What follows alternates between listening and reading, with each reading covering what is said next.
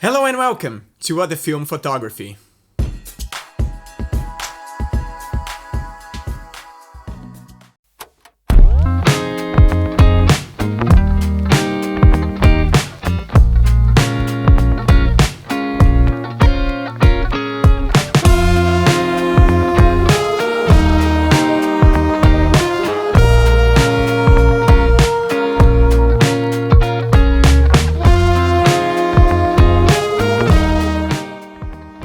A few weeks ago you guys saw me getting this camera,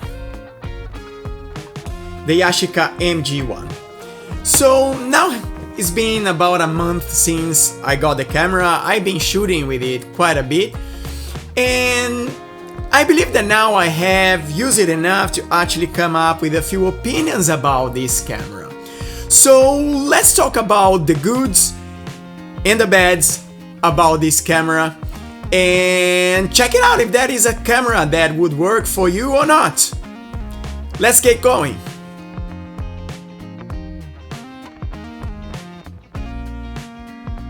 Every time I was using this camera, I was having a lot of fun during the time I was shooting.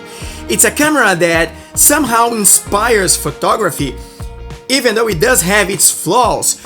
Just that kind of inspiring aura makes you forget these flaws for a while, and it makes you think about shooting and enjoying the moment. You don't think too much about settings, you don't think about lens, you just go and shoot. And that is part of the fun with this camera.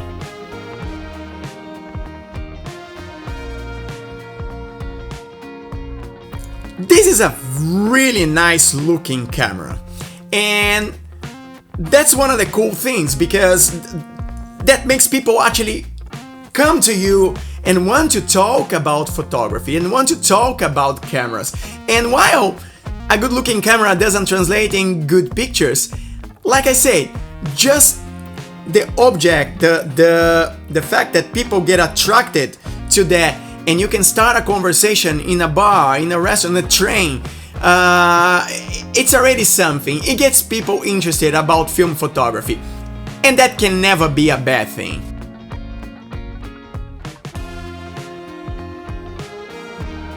The other great thing about this camera is that it's extremely simple to use.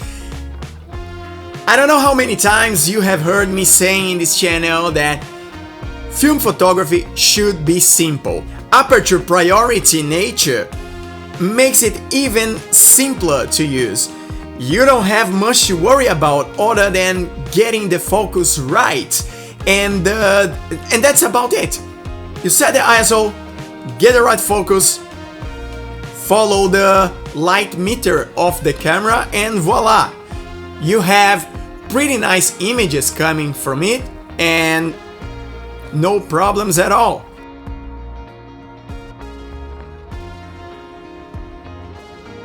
When I got this camera, one thing that I was a little suspicious, and it was actually a pretty good surprise to me, was that it has been a very long time since I shot with a Rangefinder camera last time. And I was a little worried that the focus would be a bit tricky. You know, when you use it with SLRs, you have the see through the lens thing. But on this camera I was like, how is it going to be the focusing? Am I going to get it right? But for my surprise, there are very few missed focus on that I got with this camera. I'm surprised. I'm really surprised, and that's a good thing, because like I said, I wasn't confident that I would get the thing right, at least not at first or second time. But it seems pretty simple, pretty straightforward. The viewfinder is big, it's bright, and you can see the focus quite easily. So that was a good surprise, and I'm very pleased with it. With all that said, there are a few other things to point. The first of it is a beginner's camera. That can either be a positive or a negative thing. You are the one to judge.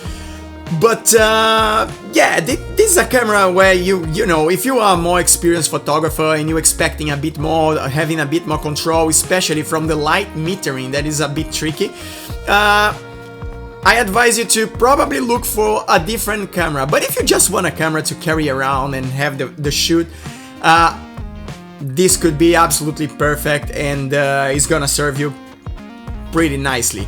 But if you're a beginner and you are trying to get into film photography and you don't know much about the settings and how to do the things, this can be a pretty cool camera. Like I say, it's simple, it's straightforward, there is no secrets about this camera, so it's a very nice entry to film photography if that is something that you are looking for. And obviously that, just like everything else in life, this camera have its downsides and a few things that actually annoyed me quite a bit.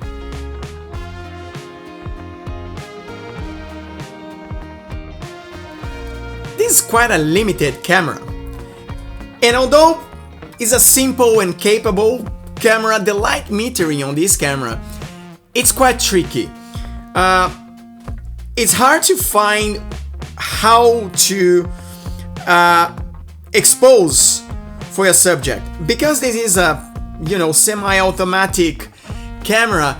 It does choose a few settings for you. So for instance, if you want to expose for the shadows, you don't know exactly where the reading that you're getting from the camera is coming, and that makes a bit tricky to know if your exposure is correct or not.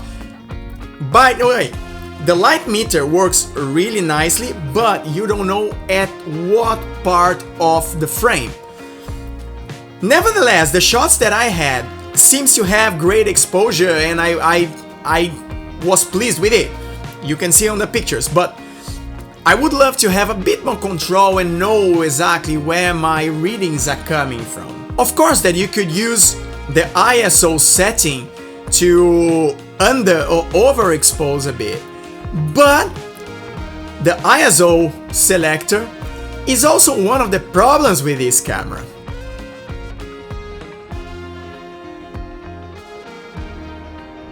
For some reason, Yashica decided that would probably be a good idea to put the ISO selector under the lens barrel.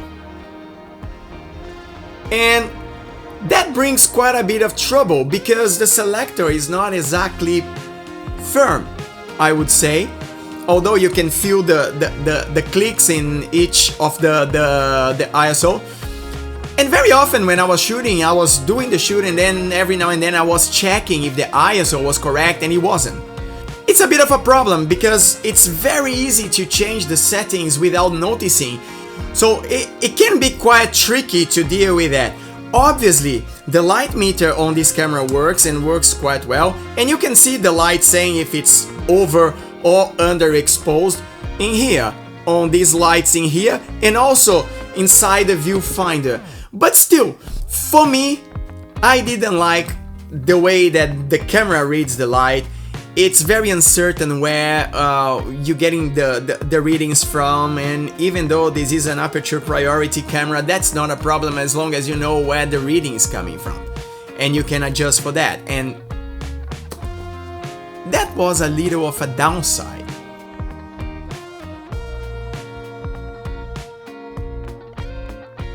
The other annoying thing for me in this camera was when I was shooting on the portrait direction. When you try to shoot on a portrait, I'll demonstrate it here, the focuser ring, it's here on the back. And while you have this kind of levers here that you can use to turn the focusing ring, when you're shooting on the portrait mode, it gets in a pretty awkward position, and that makes like the changes on the ISO selector even easier. Obviously, most likely using the camera more often, you get used to it and you learn how to use it, but the portrait direction is quite tricky.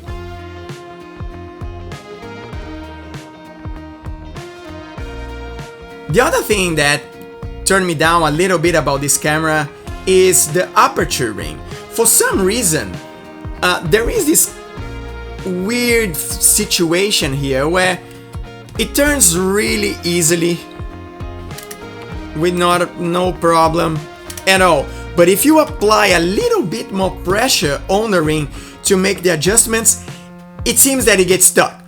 And once again, if you're doing the portrait direction, when you're doing the thing, you have to hold a bit stronger the lens to actually get, because there isn't the grip, so it gets stiff. And that's quite annoying, because when you're doing the thing and you want to get like a quick picture, it gets on the way. It's not very nice, although still a minor flaw, nothing great, it still makes good pictures.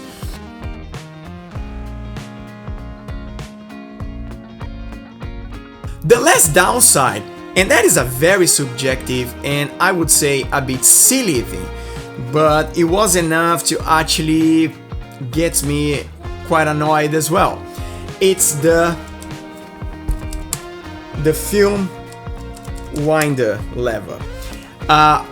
For some reason it goes really far to the other side and it doesn't have any grip. So many times I was shooting with this camera and winding the film and my finger would slip and it would slap quite strongly on the camera. I don't think that this is a big issue. The only problem is that every single time that happened, I was a bit scared that the film hasn't gone forward enough and that the frames would be overlapping. Fortunately, that wasn't the case. Every frame came nicely and clean and no unwanted multiple double exposures on the film strip, so everything went just fine.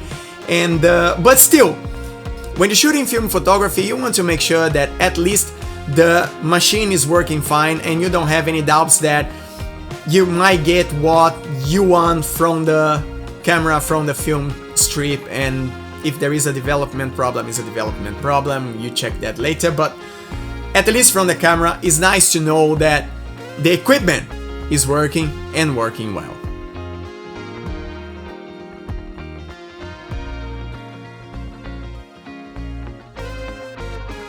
So these are my thoughts about the Yashica MG1. As mentioned a few times before, it's a really fun camera to use. I really like to take it around and use it, even though with all these flaws, most of them seems to be something that eventually you might get used to. The more you use it, the more you get used to the camera flaws, and you're gonna have the walkarounds, and you know, you're gonna get the shots that you want. But in the downside is that thing. When you're taking or shooting with different cameras, you don't want to be mentalizing or getting too much different styles of shooting from one thing to the other. You want to get the camera and get the shoot going and get the pictures going and trying to get your results as quick as possible. But once again, it might just be a matter of getting used to it. That's it. Who knows? I might shoot a bit more with this camera in the future and see what happens. Although, I got a few cool things coming up from the next videos. I got this Nikon FE, which is extremely special to me, and you're gonna know why on the next videos. And also, I finally got my Bronica from Blankroll.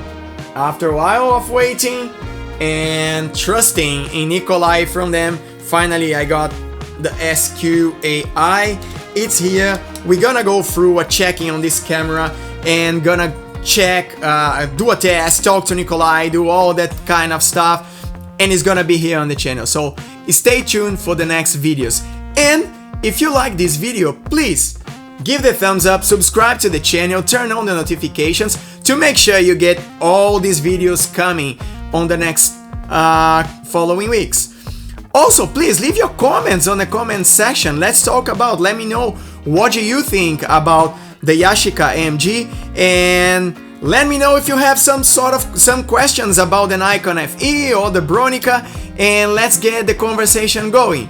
So for the time being, stay safe, thanks for watching, and I'll see you next time. Bye!